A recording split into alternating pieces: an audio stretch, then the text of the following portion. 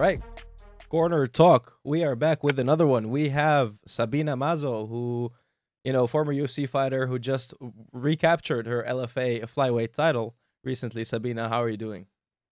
I'm doing really good. Thank you for taking the time. I know it's a lot of different time zones, so I Yeah. appreciate you taking the time Oh, and I adjusting to my schedule. no, definitely no. I appreciate you too because you're doing it in the morning. It's actually a decent time here now. It's 6 p.m. So, yeah. Looking forward to getting into this. So what were the feelings like now after recapturing the title after this very like turbulent year you've had where you've had to probably make a lot of changes? Yeah, I feel great, honestly. It felt like, that beginning again, and I went back to the octagon, back to the cage, and I Mhm. just enjoyed it. It's been a long time that I don't feel that way. Of course, the victory makes it feel better, but just being up there and being happy to do my job. So I'm just glad that happened, and it just feels nice that I have opportunity, to write my history. And what a better beginning than capturing the LFA belt that I once had. Yeah, just like one fight back, right? Does it mean that you weren't really enjoying the sport as much anymore near the later fights in the UFC? Yeah, I feel like I was focusing different things in my life and not my career. So yeah, I was not really enjoying that much being, you know, in the octagon. I didn't feel comfortable.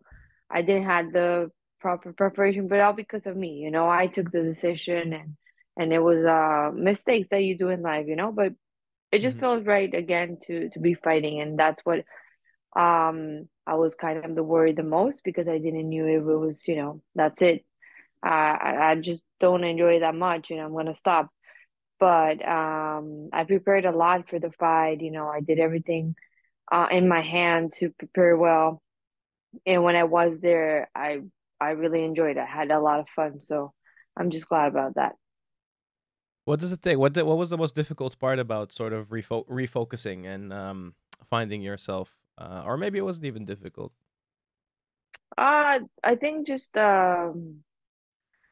finding the right people, that are gonna guide you towards your goals, and that's something that I think is crucial for everything. You gotta be surrounded by people that are really gonna make you better. They're gonna improve with you. They're gonna teach you. They're gonna guide you.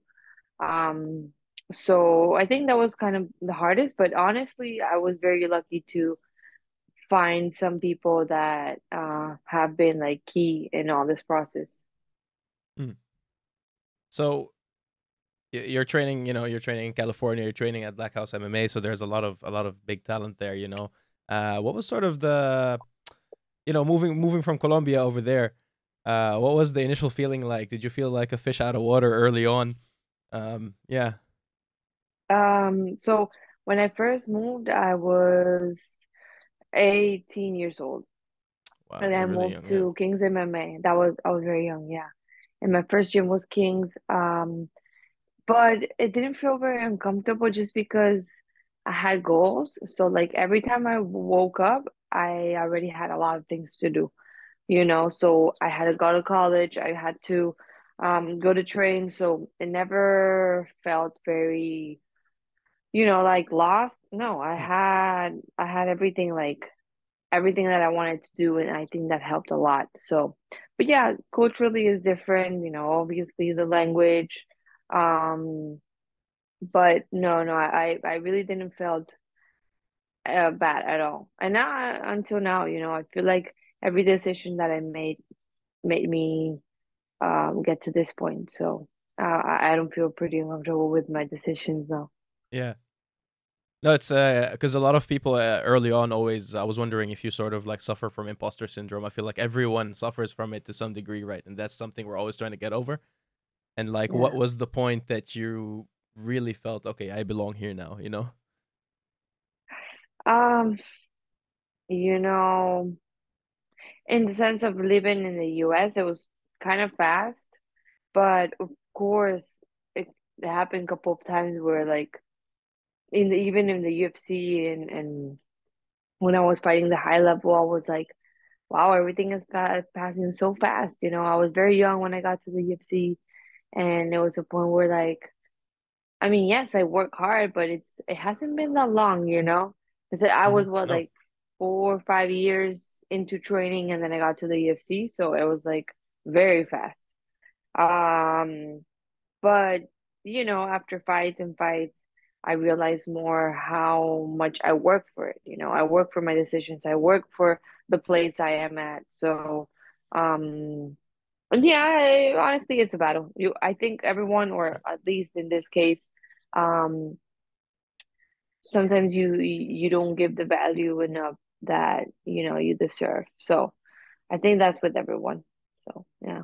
Yeah. It's yeah. And I mean, I'm sure like it's a goal of yours to go back there as well, right? To get back into the UFC and Yeah, yeah. yeah, And it is. do you look back at like the experience positive, like what are some of the positive experiences you could look back at, and like what are things, or first of all, what's something you would have done differently early on, and what's something you would do differently the second time? Early on, I think just keep the focus in my career. Don't let distractions and let's say bad influence, whatever, get you out of the way. And what I will do differently this time, I think um it will be more like with my image, using all the UFC platform. They promote very good fighters and they know how to, have a good image about yourself. So I think Yeah. I'll use that better in my favor, go back to Colombia and do a couple of, I mean, seminars too, but like help other kids, help the next generation, and kind of use that in my favor because I didn't have really.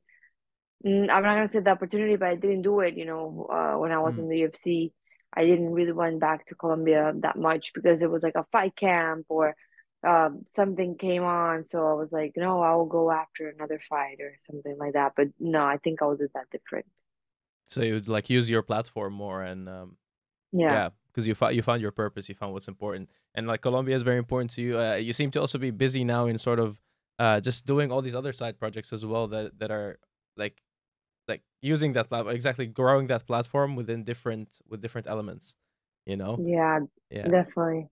And yeah, what would you do you have those like recommendations for other fighters as well? Like in what way you can sort of, what's the right way to sort of use social media? Like how do you use it to your advantage? How do you find sponsors, you know? Yeah. Well, I think I'm still learning. I feel there's not a right way. It's just about using it more. So being a little bit more constant, and also using it with a purpose. Hmm. Let's say that you were saying, I have a podcast now and I work with nutrition, so I use my platform to promote that as well, and to get more people to get to know me, and they can know different, faces of my life, not only the fighter or not only the podcast, or So I feel being a little bit more constant in every sense, and but again, you have to have like a direction. It's not about just Yeah. posting about posting. So I don't know. I feel like you gotta start knowing a little bit more yourself, and then that can be, you can put that out there through your social media. But it takes time. It took me Yeah. 26 years to get to this point. So, Yeah, yeah, of course. It's sort of like to figure out what people like, but also like how you attract the right people that are interested in the same things you are, you know? yeah, Because at the end yeah. of the day, That's it. I would say, to get a fan base, sometimes you don't even need to get like a fighting fan base. It's like people need to connect with you, and they will actually Mm, tune into your fights and want to see you do well, just because yeah. they like you, or you know. Yeah, and And honestly, those fans are the ones that are not too much into MMA, but they know you or they just have that sense with you. They are loyal. I have a couple people that it's been years or even months, but they're really loyal and they kind of support you in a really good way. It's a good energy. Hmm. and it's important to grow that kind of environment. Yeah. Is that why? So what's the reason that you started a podcast now? Because first of all, it looks really it's really well produced. By the way, the first Mhm. episode especially, and the location is wonderful. Yeah. Take me through that that process. So it's been months, if not, I think almost a year that Mm. I have this idea. Um, there's the original idea I used to watch a lot. I don't know if you know this comedian. He's an American, Jerry Seinfeld, and he has a Yes. show. Um, and I was like, this is amazing. This is amazing. It's a casual conversation. There's not like a topic itself Hmm. to be talking about. It's not about how do you prepare for a fight. There's enough podcasts and interviews and things about that. It's important to know that part of the fighter. Hmm. But in this case, I just want to have a conversation so people can have that connection with my guest. Like we were saying, like those loyal kind of fans, Mm. people that can get to know the other side of the person. Because it's not going to be only MMA fighters, but people that I admire or that I think they're interesting and they can share some aspect of their life. Like I was in my first podcast. Pieta, I admire a lot her way of working, her work ethic. So Hmm. I wanted to kind of share a little bit her life and how she is, and people can get things from her. So that's kind of my idea with it. The like you said, the location, it's amazing. They have a couple more, and I plan to take my guests in different coffee shops where, I Ah, love coffee. So that's kind of the idea. interesting. So do you work Yeah. out deals with those coffee shops as well, like, or is it just like free promo, or No, no, we have deal. We have you have a like deal a with deal. everyone? Yeah. I like the way Yeah. that's run. Yeah, yeah. Because I've been thinking of doing the same. Yeah. So we've been I have one of the best steakhouses here. We're in talks right now. So hopefully do some interviews there as well. Yeah. But I mean, most of them are over Zoom. But like so I've been thinking of the ways to do that. So uh, Yeah. might need to hit you up for advice on this one. For sure. Yeah. For sure. For sure. Except I don't have this fighting platform that as big of a platform. Um, is so you said you're into coffee and everything, and that's part of your Colombian upbringing, I'm sure. You have like some Yeah. really good coffee. I love the coffee as well. What's your favorite? How do you drink your coffee? I've been drinking coffee since I have like memory. I used to steal my mom's coffee. I remember like she prepared her coffee and I always went there and drank it, and so I since I have memory I'm drinking coffee, and I just like it black, super simple. Of course I can Yeah, try different things with milk and blah blah blah, but my morning coffee is just pure black coffee. Yeah. but the just to get the full flavor like of it. Yeah. Yeah, you've I always been a I fan of love that. it. I love the always the flavor, the taste, the smell, everything. I actually used to want to drink coffee. Maybe because as a kid, like I wanted to feel grown up, and I saw the grown ups drink it. So my mom would like just put a lot of milk with just a little bit of coffee at first. That's how I was integrated into it. It's like micro dosing Yeah. all the way up to the way I drink it now. It's like black espresso. do Yeah. you do you have any business ambitions as well in the sense like would you like to be involved in the coffee? Maybe have your own coffee brand. Yeah, yeah. Yeah. I've thought about it. I'm not gonna say I have plans because I want to do everything right. I started with the podcast, but definitely one of my ideas is to have my own, I'm not gonna say coffee place, but yes, like my coffee brand. Oh. Okay. Yeah. So yeah, Mhm. actual coffee brand itself. Yeah. Um, does that work ethic you have and the ambition have anything to do with Colombian identity or like the way you were raised there and the way you know families Yeah, raise their it children? has to do a lot. Culturally, yes, but I think more from my family. They've been like super hardworking, people my entire life. My mom and my dad, both of them work a lot. So I think it comes from there. I always said like I was not good like at selling and stuff, so I have to get my own way of, doing the businesses because the way they do it is just too high level for me. But yeah, I think it's the way I was raised. Hmm. But you weren't like hustling as a kid or anything. You weren't like you weren't like selling things as a kid. You said or anything. Yeah, yeah, yeah. Yeah, Of course, in school I was the one you were that sell candies. Yeah, I make brownies nice. in my house and then sell them at school. Yeah. So yeah, I mean, I grew up in the Middle East, so we had like it's similar in the sense of like it's also the very crowded city. It's a similar type of upbringing. It's I think and I remember like the first thing I used to do. No, I think the first thing I used to do was like selling. I would like create like the jewelry stuff, like the necklaces and stuff yeah, for men and stuff. But then later on, what happened is like I found out, I discovered how to burn CDs in video games. Like to make the CDs, and I'd bring a list and write them down in notebooks, all the titles, yeah. and have people like list their name, which ones they wanted, and the next day or 2 days later, I'd show up with the CDs, and yeah, Nice. and There that's you sort of how I go. figured out like, oh, I think I'm a businessman here. Yeah. So It's a um good start. yeah. I have another Colombia question though. You have to settle this for me because that's something I really miss, and I thought it was Venezuelan, and it's arepas. Is arepas Um, Venezuelan or Colombian? no, they're both because we used to be one country. That's the thing. It was called Nueva Granada, and it was composed by Venezuela, Colombia, Panama. So it was like a Hmm. whole one country. So we had arepas since back then. But then the country is divided, and of course we have arepas everywhere. So it's not Yeah. about them or us, but we just make it different, Hmm. different ways. Even in Colombia, depending on where you are, you're gonna eat different types of arepas. So Interesting. Yeah. yeah, Do you have yeah. any favorite dish that you miss back home? Favorite dish. I have a lot, but I think arepas is one of them, because you eat it in the morning, you get it at night. It's something very, fast and easy to do. So I miss that. Yeah. Hmm. And it's yeah, it's good to stay in touch with that culture. I feel like it builds sort of it like people can relate to that always. Yeah. Do you, um do you have any other special like talents or other skills and passions that someone might not know about that you're willing to that you want to show more of or want to pursue? Um, I think, well, I don't know. Honestly, I think, just the podcast is one of them.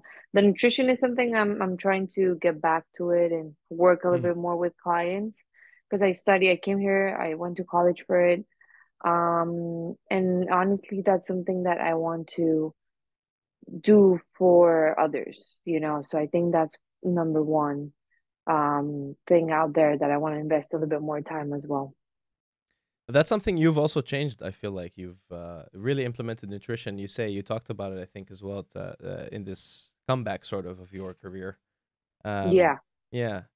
So yeah, yeah, there's fighters that have opened my eyes to it. Now that I also manage athletes, it's about some of them are like, no, the head coach is number one, nutrition is number two, then strength and conditioning, then everything else. So they put nutrition number two. And do you feel that as well, or how important is it for you? it is. I think it's up there because it doesn't really matter if you have everything else and you're eating like shit. I mean, you're not gonna feel very good, you know. Mm. It's not gonna be that good for your performance or for your day-to-day training. Um, so definitely it's up there, I guess. Yeah. And there's any specific are there any specific things you had to change there? Yeah. Yeah, a lot of things. The way I eat, the foods I ate, I didn't really eat that much before because I was like afraid of, getting super high on my weight. And then I was actually doing the opposite because of like starvation. I was kind of not losing weight. So everything kind of changed. The way, I see food now, it's a little bit different. Hmm. Yeah, yeah. Mm. And eating habits, and so it's more about like, yeah, and sometimes not even the type of food but the habits and like how much and Yeah. like the combinations, is it? Yeah, Yeah. exactly. All of that. Yeah. Yeah. All right, I'm gonna give you just a couple of quick questions for your future as well. Well, Okay. first, one from the past is also what's your favorite fight that you've had?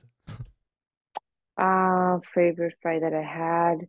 I enjoyed a lot the Shannon Dobson fight. That was one that I enjoyed a lot.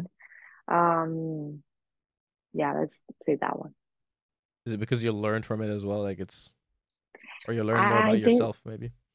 I think I was just kind of free, you know. I let it go and I was a little crazy in that fight and just, Mm. didn't really matter the outcome. I just wanted to kill her and that's what a little bit what I did. So yeah. So is that something you learned that that's something you have to tap into more? Yeah, Yeah, definitely. yeah. And what's a dream future fight? Dream future fight. Ooh, you know, I mean, I don't know when it can happen, but I saw Rose 1 to 125. With all the respect, is not like calling out or anything, but she's amazing. Come on, her Yeah, striking is yeah. amazing. I think it'll be, and even if I don't fight, I want to train with her one day. Awesome. Yeah. And hopefully that happens. And yeah, what's the plan now for you in terms of fighting? What's next and what's the short-term goal and what's your long-term goal now in the sport? So short time goal, I want to do a 135 fight. Um, and see how it goes. I don't really know when. I'm trying to figure that out, but going up in division in the proper way. And then from there, like long term, I want to fight with the best. So wherever that is in that moment, I want to be there. Nice. And but so 135 is there a specific reason you wanted to test yourself there, or do you think you'll be stronger Yeah, even because there? yeah, I think so. I think I'll have a little bit more power. I wouldn't have to focus that much into, or not focus, but giving that energy the last weeks only on the weight cut because I Mm. lose a lot. I lose a lot of like muscle. So I want to see how my body feels in 135. I'm pretty big and even I never missed weight. It's an effort, I lose up to like 35 pounds. So it's a lot. Wow. Okay, so you Yeah. you act technically are a 135er then, yeah. And Yeah. and you got the frame, the length that you can still use to your advantage. I think for the division you're still gonna be tall. Yeah, Yeah. if you maximize power there, it's gonna be amazing. Well, I Sorry? hope that's gonna be amazing Yeah, if you like manage to maximize your power there with that reach and everything. Yeah, yeah. All right. Well, exactly. thank you so much. I appreciate you doing this, and I'll be looking forward to your future and seeing if you end up doing the 135. Okay. Thank you very much. Have a great day.